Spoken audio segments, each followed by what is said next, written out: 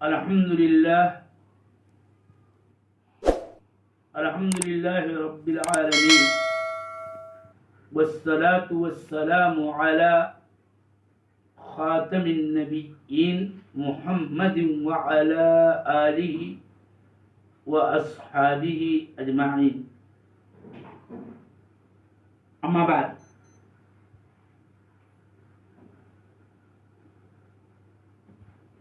يقول الشيخ الإسلام ابن تيمية رحمه الله وهو يذكر الأحاديث الصحيحة الدالة على صفات الله، فقال: ومنه قوله صلى الله عليه وسلم: لا تزال جهنم يلقى فيها وهي تقول هل من مزيد حتى يضع رب العزة فيها رجله، وفي رواية عليها قدمه، فينضوي بعضها إلى بعض فتقول قط قط. متفق علیہ.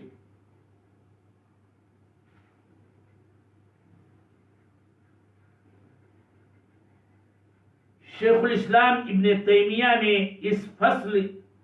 میں ان احادیث کا ذکر کر رہے ہیں ایک ایک کر کے،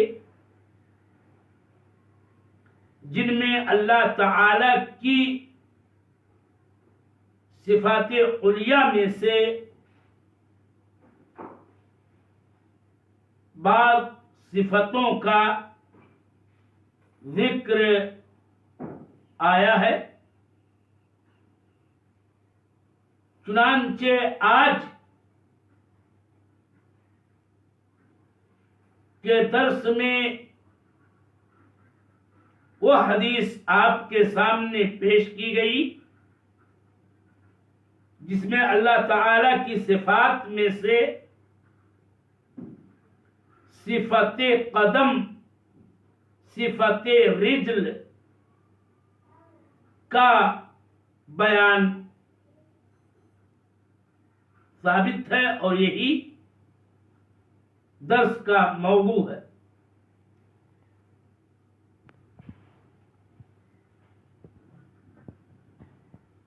پہلے اس متفق علیہ حدیث کا اردو میں ترجمہ میں کر رہا ہوں. رسول اللہ صلی اللہ علیہ وسلم نے فرمایا کہ جہنم میں برابر ڈالا جاتا رہے گا لوگوں کو، پتھروں کو، کہ اللہ تعالی نے قرآن عظیم کے اندر یہ بتایا ہے کہ اس کے ایندھن لوگ اور پتھر ہوں گے. اس لیے ترجمانی میں یہ اضافہ کتاب اللہ کی روشنی میں کیا جا رہا ہے کہ اس میں لوگوں کو ڈالا جاتا رہے گا برابر، اور ایسے ہی پتھروں کو، اور جہنم کہتی رہے گی حل من مزید، کہ اور چاہیے، ابھی اور ابھی اور. میں یہاں پر آپ کو بتا دوں کہ قرآن عظیم کی ایک آیت ہے سورہ قاف کی،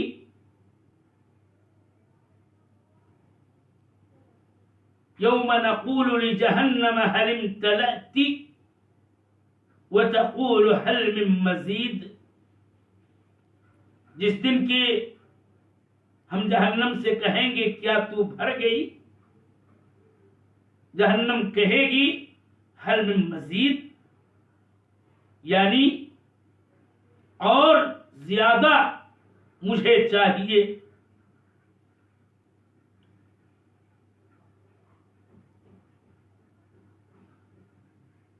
اللہ تعالی نے جہنم اور اسی طرح سے جنت سے بھی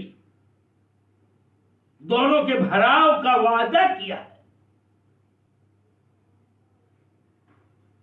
کہ تم دونوں کو ہم بھریں گے۔ یہاں سے ترجمے سے ہٹ کر کے یہ بات آپ کے ذہن میں بٹھا دی جائے کہ صحیح حدیث کی روشنی میں یہ بات ثابت ہے کہ اللہ تعالی جنت کو بھی بھرے گا، جہنم کو بھی بھرے گا۔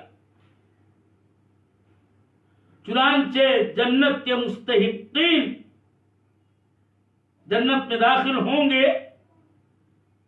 اس میں اور گنجائش ہوگی۔ اللہ تعالی ایک دوسری مخلوق بھی پیدا کرے گا کہ جن کو جنت میں داخل کرے گا اور یوں جنت بھر جائے گی۔ مگر جہنم، اس میں دخول کے مستحقین داخل ہوں گے اور جہنم میں گنجائش ہوگی۔ جہنم حل من مزید کہے گی، جیسے کہ اس حدیث میں ہے وہی تقول حل من مزید۔ اللہ جل وعلا جہنم کے بھراؤ کے لیے کوئی جدید مخلوق نہیں پیدا کرے گا کہ اللہ تعالی کمال عدل سے موصوف ہے، وہ کسی ایسے کو نہیں جہنم میں داخل کرے گا کہ جو اس کے مستحق نہ ہو۔ پھر اس کے اندر جو گنجائش ہوگی اور جہنم کے اس طلب حل من مزید کو پورا کرنے کے لیے اللہ جل وعلا اپنا قدم اس میں رکھ دے گا، جیسا کہ اس حدیث کے الفاظ میں حَتَّى يَضَعَ رَبُّ الْعِزَّةِ فِيهَا رِجْلَهُ وَفِي رِوَایَةٍ عَلَيْهَا قَدَمَهُ، یہاں تک کہ رب العزت اللہ جل وعلا اس میں اپنا پاؤں رکھے گا، اور ایک روایت کے لفظ ہے کہ اس پر اپنا قدم رکھے گا۔ رجل اور قدم دونوں کا معنی ایک، اور اس طرح سے اس حدیث کی روشنی میں ہمارا اعتقاد ہے، ہم ایمان رکھتے ہیں کہ اللہ تعالی صفت رجل، اللہ تعالی صفت قدم سے متصف ہے، اور یہ اس کی حقیقی صفت ہے جو کسی مخلوق کے مماثل نہیں ہے، بلکہ جیسا کہ اللہ جل وعلا کی عظمت اور اس کے جلال کے شایان شان ہوگا، اور یہ صفت ذاتیہ خبریہ۔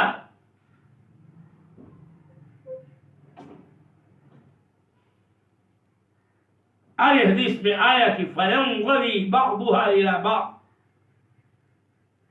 چنانچہ جہنم کا بعض اس کے بعض دوسرے حصوں سے منضم ہو جائے گا، مل جائے گا،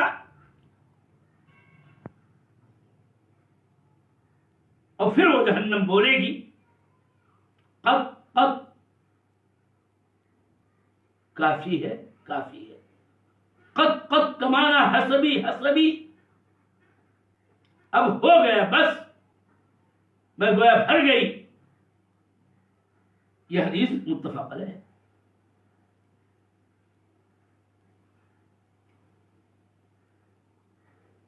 حدیث کے اندر اللہ جل وعلا کے لیے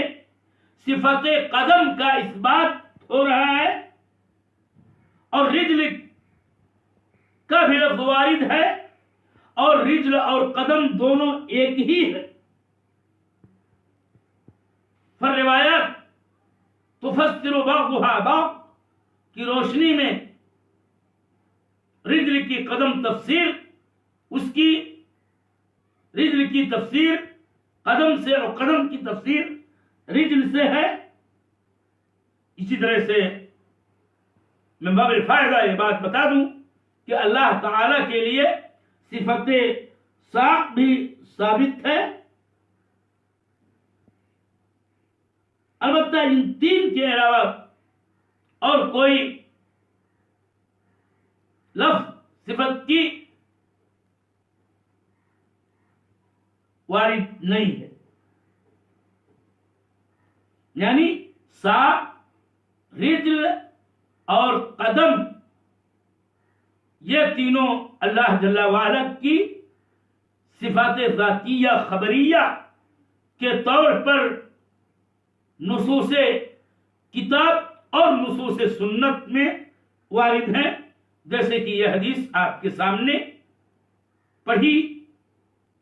اور اس کے معانی کی تشریح کی جا رہی ہے۔ ہم اہل سنت صفت قدم ثابت مانتے ہیں، نہ ہم اس کی کوئی تعویل کرتے ہیں، نہ اس میں تشبیہ و تمثیل سے کام لیتے ہیں، نہ ہی ہمارے دل پر نفی یا تشبیہ و تمثیل کا گزر ہوتا ہے۔ البتہ یہاں آپ کو میں بتاؤں کہ ہمارے سنت والجماعت کے مخالفین بالخصوص فرقہ معولہ صفت قدم کا انکار، اس کی نفی کرتے ہوئے اس کی تعویل کرتا ہے یہ فرقہ، اور اس کو ما تقدم من شیء کے معنی میں، حتیٰ کہ بعض قدم کا معنی یہ بتاتے ہیں کہ اس سے مراد نار میں داخل ہونے والے مستحقین لوگوں کی جماعت، لیکن یہ تعویل باطل ہے، اس لیے کہ صرف قدم کا لفظ نہیں ہے نص حدیث میں، بلکہ رجل کا لفظ بھی وارد ہے، اور رجل کا لفظ ما تقدم من شیء کے معنی کی نفی کرتا ہے، اور اس تعویل کے لیے کوئی گنجائش باقی نہیں چھوڑتا ہے۔ اور اسی طرح سے یضع مقدمہ، یعنی جو نار میں شروع میں جانے والے ہیں وہ معنی لینا، یہ معنی بھی باطل ہے، اس لیے کہ یہاں یضع رب العزہ کے الفاظ خود اس کی نفی کرتے ہیں، اس لیے کہ موضوع جو چیز ہے وہ قدم ہے، رجل ہے، اور واضع اللہ رب العزت والجلال ہے۔ اس لیے شروع میں جانے والے، ابتدا میں جانے والے متقدم طائفہ کا معنی لینا یہ درست نہیں ہے، اور معولہ کا یہ قول مردود ہے۔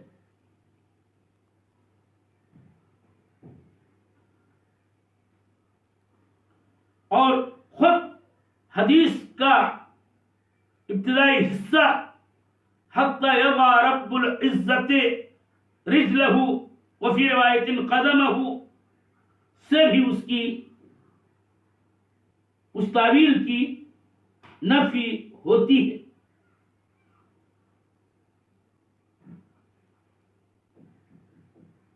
معولین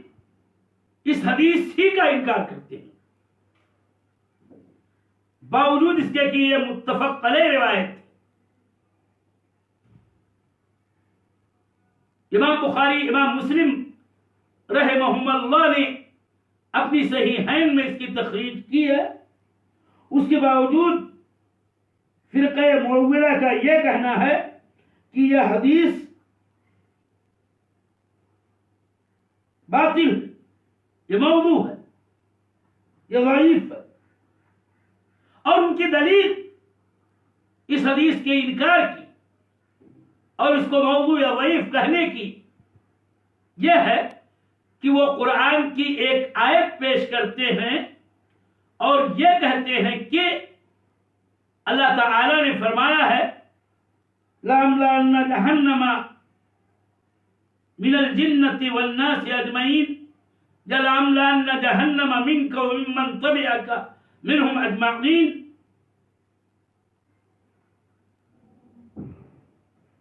تو اس میں اللہ جل وعلا کے قول کے مطابق یہ بات ثابت ہوتی ہے کہ اللہ جہنم کو انسانوں اور جناتوں سے بھرے گا. لہذا حتی یضع رب العزت قدمہ علیہا یا فیہا رجلہ، یہ اس آیت کریمہ کے منافی. یہ بات یاد رہے کہ بظاہر ان کا یہ استدلال اور نص حدیث کے رد کے لیے ان کا یہ اشتباہ قوی نظر آتا ہے، اس لیے کہ آیت کریمہ میں جہنم کے بھراؤ کی بات جناتوں اور انسانوں سے ہے، جیسا کہ آیت کریمہ سے واضح ہے کہ جنات اور انسان سے جہنم کو بھرا جائے گا. لیکن یہ بات یاد رہے کہ جہنم کا بھراؤ اسی سے ہوگا، لیکن یہ کہ اس کے بعد کیا اس کے اندر کوئی گنجائش نہیں رہے گی. اگر ہم احادیث کے تمام نصوص کو بغور پڑھیں دیکھیں اور اس میں تدبر اور تأمل سے کام لیں تو یہ بات سامنے آئے گی کہ جنت بھری جائے گی، اور جنت میں اس کے باوجود کہ اس کے مستحقین داخل ہوں گے اس میں گنجائش ہوگی. اللہ تعالی جیسا کہ حدیث میں لفظ موجود ہے کہ فَيُنْشِئُ اللَّهُ خَلْقًا آخر، اللہ ایک مخلوق پیدا کرے گا جدید اور ان سے جنت کو بھر دے گا. تو ایسے ہی جہنم کو بھی اس کے مستحقین سے بھرے گا اللہ. اور یہ معنی ہے لَأَمْلَأَنَّ جَهَنَّمَ مِنَ الْجِنَّةِ وَالنَّاسِ أَجْمَعِينَ یا مِنْكَ وَمِمَّنْ تَبِعَكَ مِنْهُمْ أَجْمَعِينَ. لیکن جو کچھ اس میں ہوں گے وہ بھی کافی نہیں ہوگا، اس کے اندر گنجائش ہوگی. تو بات تو یہ ہے کہ غالب تر بھراؤ جناتوں اور انسانوں سے ہوگا، لیکن یہی مراد ہے کہ کیا اس میں کے علاوہ کی اور مزید گنجائش نہیں ہوگی؟ ہوگی. اسی لیے تو اللہ تعالی کے کلام میں خود یہ بات ہے کہ یوم نقول لجہنم هل امتلأت وتقول هل من مزید.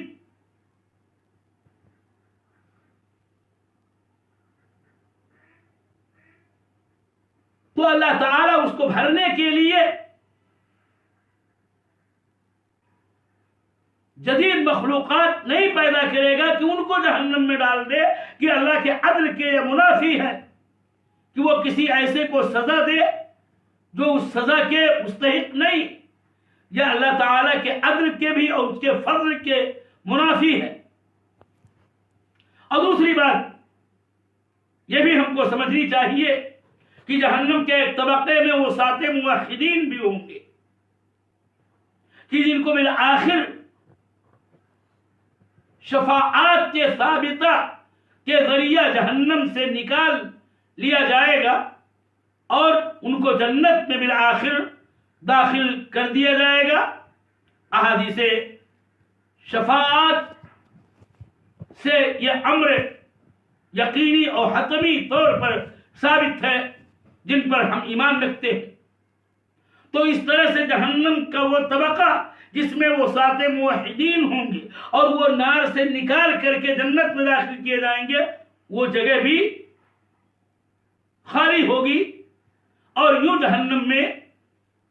نار میں گنجائش رہے گی۔ اسی لیے قرآن میں بھی اور حدیث میں جو ابھی آپ کے سامنے پڑھی گئی کہ لوگوں کو یعنی مستحقین کو ڈالا جاتا رہے گا، لیکن اس کے باوجود جہنم بولے گی وہیا تقول هل من مزید۔ تب اللہ جل وعلا اس کو بھرنے کے لیے جیسا کہ اس نے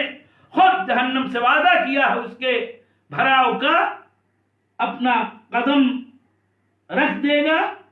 اور یوں جہنم مکمل طور پر بھر جائے گی۔ اور حدیث کے الفاظ قابل غور ہیں کہ اس کے بعد وہ کہے گی قد لہذا حدیث کا انکار معولہ کی جانب سے اور اس پر وضع یا وقف کا حکم لگانا اور اس کو مردود قرار دینا یہ غلط ہے، اور ان کا یہ نظریہ اور ان کا یہ مذہب، ان کا یہ قول باطل ہے۔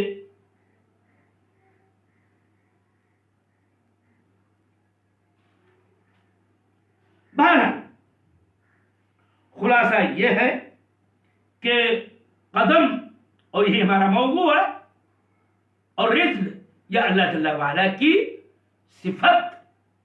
جو اس کی عظمت و کبریائی اور اس کے جلال کے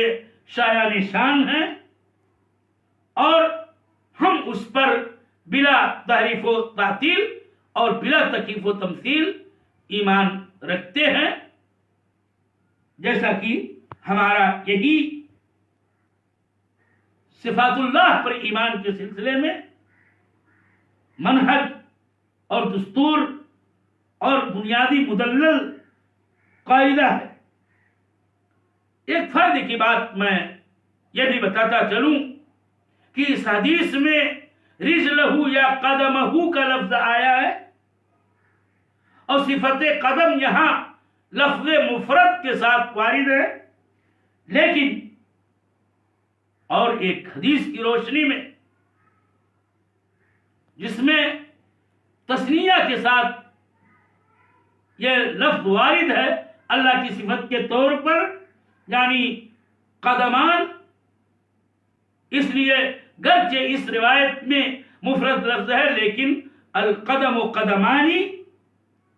2 ہی قدم ہیں، جیسا کہ عبداللہ ابن عباس کی روایت میں وارد ہے کہ الکرسی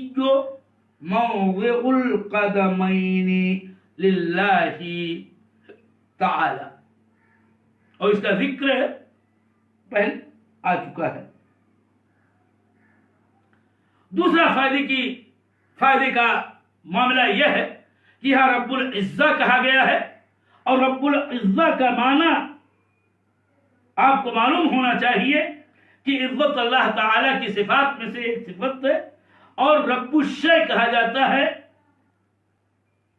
اس کا والا اور اس سے متصف۔ رب العزہ کا مطلب کہ اللہ جل وعلا صفت عزت سے متصف ہے اور وہ عزت والا ہے، لہذا جیسا کہ اس روایت میں وارد ہے اسی طریق اور نہج پر اللہ جل وعلا کی صفات کے سلسلے میں یوں کہنا صحیح ہے رب العزتی، رب الرحمتی، رب الجلالی وغیرہ۔ فَيَنْغَوِي بَعْضُهَا إِلَى بَعْضٍ، جو حدیث کے الفاظ ہیں کہ جہنم گویا سکڑ جائے گی، اس کا بعض سے مل جائے گا، جہنم گویا مصغر اور چھوٹی ہو جائے گی، اور اللہ رب العزت کے قدم اس پر رکھنے سے وہ پوری طور پر بھر جائے گی۔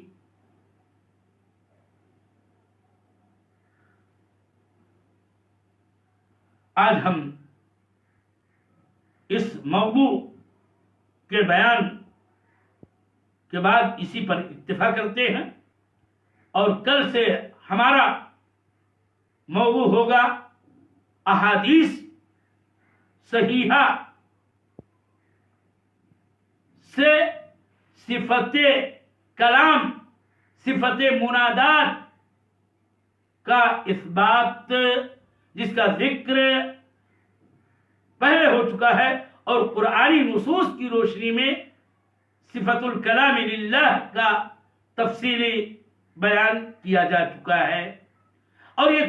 فائدے کی بات ذہن نشین رہے کہ ہمارے اپنے منہج کی روشنی میں اللہ تعالیٰ کے وہی صفات ہوں گے، ہاں، جن سے اللہ تعالیٰ نے خود اپنی کتاب میں اپنے آپ کو موصوف کیا ہے، یا اس کے رسول نے اس کو اپنی احادیث میں موصوف کیا ہے۔ اور یہی دوسرا صفت کا